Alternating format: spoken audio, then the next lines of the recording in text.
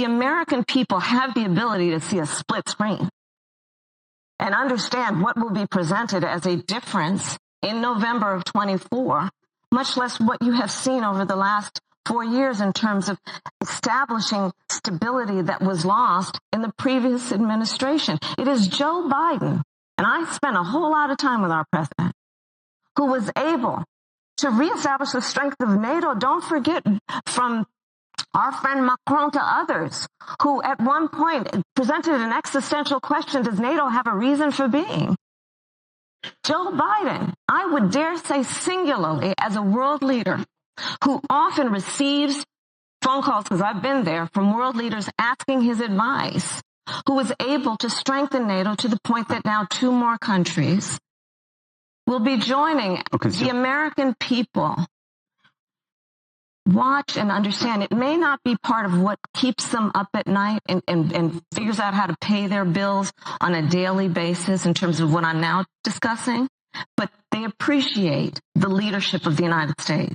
In discussing foreign policy, Kamala Harris outlines Joe Biden's distinctive approach, presenting it as a stabilizing force compared to previous administrations.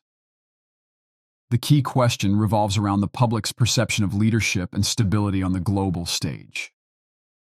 Harris prompts reflection on whether people see Biden's tenure as an improvement or an embarrassment. She introduces the concept of a split screen to underscore the importance of evaluating Biden's strategy as either evolutionary or fraught with shortcomings. A noticeable gap emerges between global concerns and the daily struggles of ordinary Americans. The article questions whether foreign policy resonates in people's everyday lives, or if they prioritize more immediate issues, such as financial stability.